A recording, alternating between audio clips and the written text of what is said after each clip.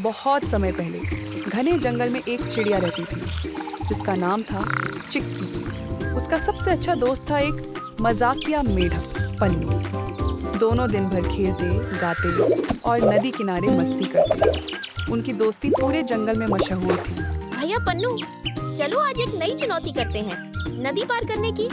हाँ क्यों नहीं, लेकिन देखना मैं तुमसे पहले नदी पार कर जाऊंगा। दोनों हंसते हंसते नदी किनारे पहुंचे। चिक्की उड़कर नदी पार करने लगी और पन्नू उछलते उछलते नदी की ओर बढ़ा।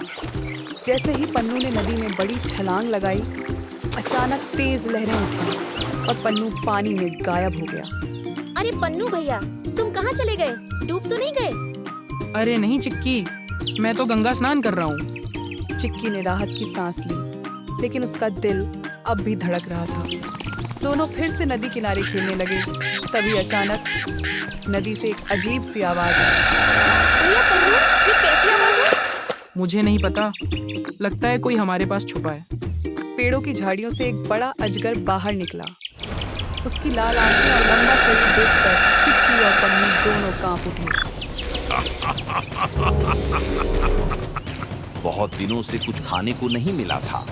आज चिड़िया और मेढक दोनों मिल गए। भैया पन्नू, अब क्या करेंगे? डरो मत चिक्की, दोस्ती का असली समय अब आया है।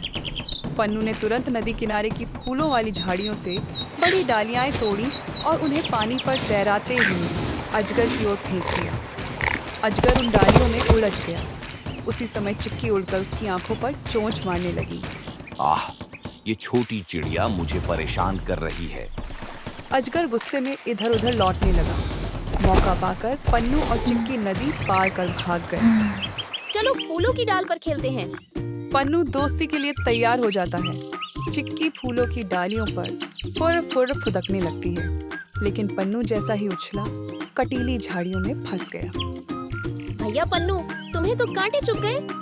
अरे नहीं, मैं तो टैटू बना रहा हूँ। दोनों हंसते खेलते आगे बढ़े तो देखा कि पास में एक बड़ा हाथी घूम रहा था।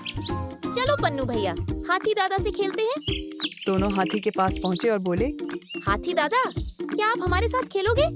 हाँ हाँ, क्यों नहीं बच्चों, चलो खेलते हैं। फिर क्या था, चिक्की कभी हाथी के सिर पर बैठती, कभी उसकी पीठ पर। हाथी को भी मजा आ रहा था।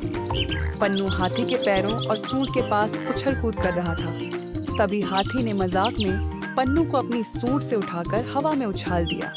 अरे पन्नू भैया, तुम तो इतनी दूर उछल गए। डरना मत चिक्की, मैं तो फ्लाइंग कर रहा हूँ। दोनों खूब खेले और कुछ देर बाद अपने घर लौट आए। पन्नू भैया, अगर तुम न होते तो मैं कभी बच नहीं पाती। और अगर तुम न होती तो मैं अजगर की पकड़ से छूट नहीं पाता। सच्चे दोस्त वही होते हैं जो मुश्किल समय में साथ खड़े हों।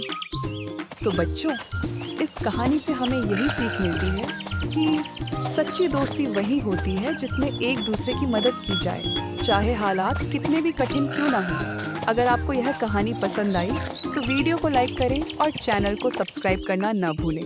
मिलते हैं अगली कहानी के साथ, तब तक के लिए बाय बाय।